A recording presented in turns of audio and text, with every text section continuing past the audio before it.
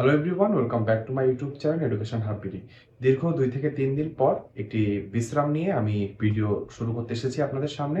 আপনারা জানেন যে গত 12 তারিখে অর্থাৎ গতকাল বাংলাদেশ ত্রয়োদশ জাতীয় সংসদ নির্বাচন অনুষ্ঠিত হয়ে গেল এবং সেখানে নিরঙ্কুশ সংখ্যাগরিষ্ঠতা অর্জন করেছে বাংলাদেশ ন্যাশনালিস্ট পার্টি, সংক্ষেপে আমরা যাকে বিএনপি বলে জেনে থাকি। আমাদের সরকারি কর্মকর্তা কর্মচারী সকল সরকারি কর্মকর্তা কর্মচারীদের পক্ষ থেকে বিএনপিকে প্রাণঢালা অভিনন্দন। তাদের যে সমর্থক গোষ্ঠী রয়েছে এবং বিএনপির যে হাইকমান্ড রয়েছে সকলকে আমাদের এই চ্যানেলের পক্ষ থেকে অভিনন্দন।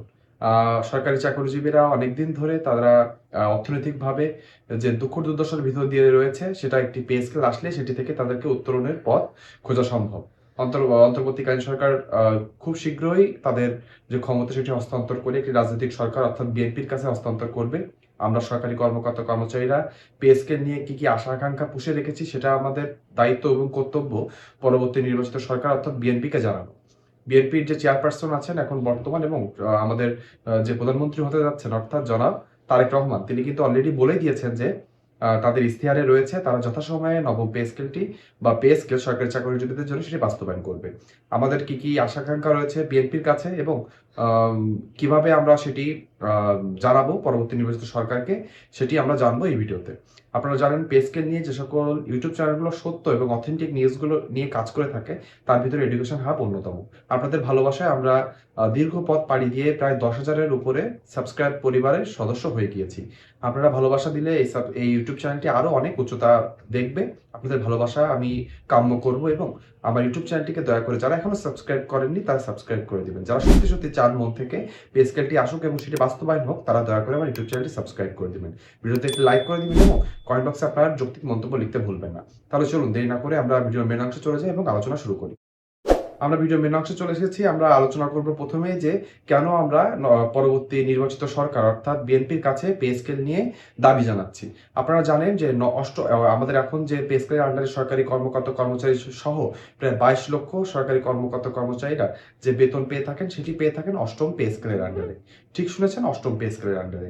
সেই অষ্টম পে স্কেলটি কবে হয়েছিল বা কবে থেকে বাস্তবায়ন হয়েছিল, সেটি হয়েছিল 2015 সালের ডিসেম্বর মাসে। ঠিক শুনেছেন, 2015 সালের ডিসেম্বর মাসে। এখন কোন সাল চলছে? এখন প্রায় 2026 সালের ফেব্রুয়ারির মধ্যভাগ, প্রায় 11 বছরের কাছাকাছি হতে গেল আমরা সরকারি কর্মকর্তা কর্মচারীরা কোনো পে স্কেল পাই না। আপনারা বলতে পারেন 11 বছর হয়ে গেছে পে স্কেল পাই না, প্রত্যেক বছর 5% হারে তো আপনারা বার্ষিক ইনক্রিমেন্ট পান। আপনি 5% হারে প্রত্যেক বছর বছর যদি বার্ষিক ইনক্রিমেন্ট দিয়ে যান তাহলে কিন্তু কোনোভাবেই মূল্যস্ফীতির সাথে আমরা টক্কর দিতে পারি না। আপনারা জানেন বিশেষ করে করোনাকালীন সময়ের পর থেকে প্রায় 4-5 বছর ধরে যে চরম মূল্যস্ফীতি রয়েছে, সেখানে সরকারি চাকরিজীবীরা কিন্তু কোনোভাবে এই অল্প বেতন দিয়ে আর থাকতে পারছে না। 20তম গ্রেডে একজন সরকারি কর্মচারী যখন নতুন চাকরিতে ঢোকেন, তারা সর্বসাকুল্যে ঢাকার উপরে বসবাস করলে পান 17 থেকে 18,000 টাকার কাছাকাছি। এর থেকে কম হতে পারে। তাহলে 17 থেকে 18,000 টাকা দিয়ে একটা সরকারি চাকরিজীবী কিভাবে তাদের পরিবারকে চালাবে? আপনাদের কাছেই প্রশ্ন রইল, আপনারা আশা করি উত্তর দিবেন। আমরা জানি যে সরকারি চাকরিজীবীরা অনেকদিন ধরে তাদের এই যে মনের সুপ্ত আশা আকাঙ্ক্ষা ছিল সেটা তারা জানিয়ে আসছিলেন যে তাদের যে নবম পে স্কেলটি রয়েছে সেটি যেন বাস্তবায়ন করা হয়। অন্তর্বর্তীকালীন সরকার দীর্ঘ 18 মাস যখন ক্ষমতায় আসলেন তখন সরকারি চাকরিজীবীরা সরব হয়, কারণ আমরা কিন্তু বিভিন্ন সময় বিভিন্ন রাজনৈতিক দলের কাছ থেকে দেখেছি তারা একটি অনীহা প্রকাশ করেছে পে স্কেল কার্যক্রম আগিয়ে নিয়ে যাওয়ার কারণে।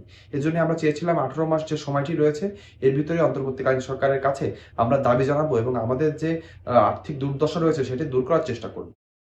সেই ধারাবাহিকতায় আমরা অন্তর্বর্তীকালীন সরকারকে জানাই আমাদের দুঃখ দুর্দশার কথা এবং অন্তর্বর্তীকালীন সরকারও স্বপ্রণোদিত হয়ে কিন্তু নবম পে স্কেলটি বাস্তবায়নের জন্য জাতীয় বেতন কমিশন 2025 গঠন করে।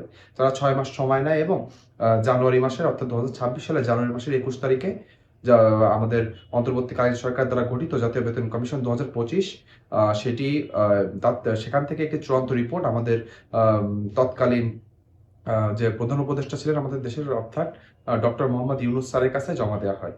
আমরা সেটি দেখেছিলাম। আমরা আশা করেছিলাম 30,000-এর কাছাকাছি সর্বনিম্ন বেসিক হবে, কিন্তু সেটি হয়নি। আমরা কিন্তু সেখানেও আমরা কোনো কথা বলিনি। 20,000 টাকা দিয়ে বেসিক শুরু হয়েছে।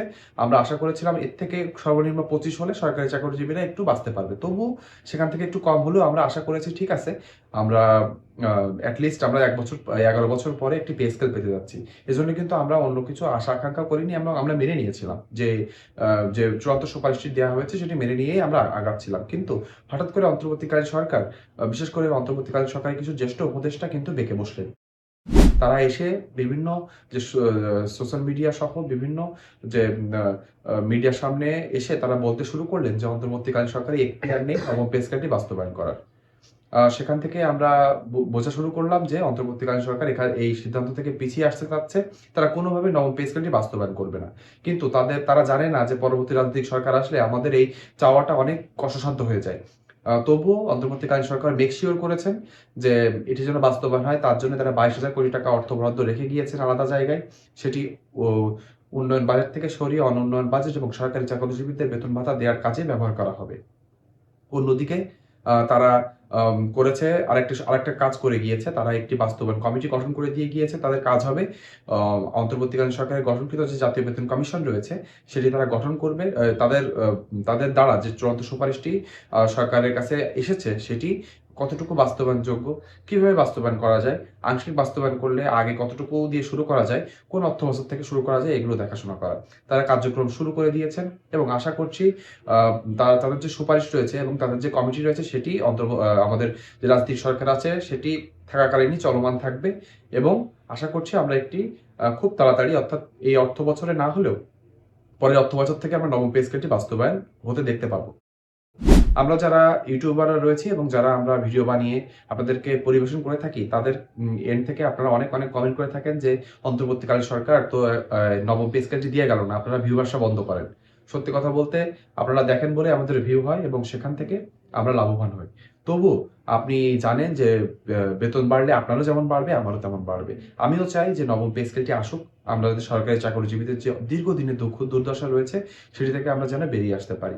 সেজন্যই আমরা আশা করব অন্তর্বর্তীকালীন সরকার যে কাজটি করে যেতে পারেনি, তারা যে চূড়ান্ত সুপারিশটি রেখে গিয়েছে, বিএনপি আসবে খুব তাড়াতাড়ি, অর্থাৎ ১ সপ্তাহ ১০ দিনের ভিতরে আশা করব তারা সরকারে বসে যাবেন। তাদের ভিতরে অনেক রাজনীতিবিদরা ছিলেন যারা নবম পে স্কেল যেন বাস্তবায়ন হোক, সে কথাই বলে গিয়েছেন।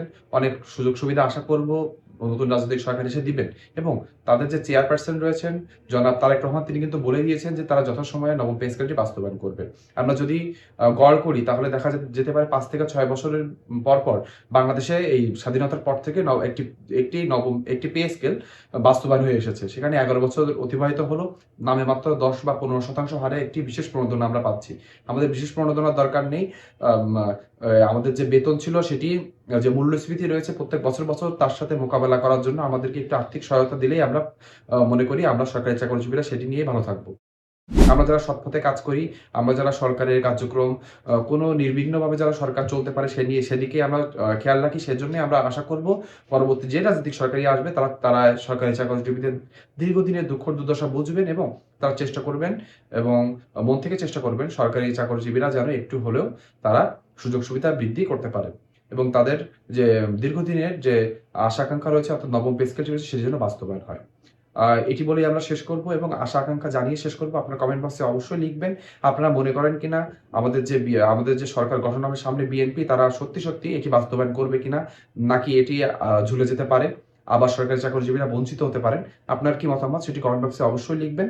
পরবর্তীতে পে স্কেল রিলেটেড কোনো আপডেট পেলে সেটি ভিডিওর মাধ্যমে আপনাদেরকে জানিয়ে দিব। আপনারা আমার ইউটিউব চ্যানেলকে সাবস্ক্রাইব করবেন, ভিডিওটিতে একটি লাইক করবেন এবং কমেন্ট বক্সে আলহামদুলিল্লাহ লিখতে ভুলবেন না। কারণ আমরা জানি সকল প্রশংসা কিন্তু মহান আল্লাহ। তিনি চাইলে এই রাজনৈতিক সরকারের মাধ্যমে আমরা খুব তাড়াতাড়ি হয়তো কয়েক মাসের ভিতরে নবম পে স্কেলটি বাস্তবায়ন হতে দেখতে পারবো। আজকের ভিডিওটি এই পর্যন্তই। শেষ পর্যন্ত দেখার জন্য সকলকে ধন্যবাদ। সকলে ভালো থাকবেন।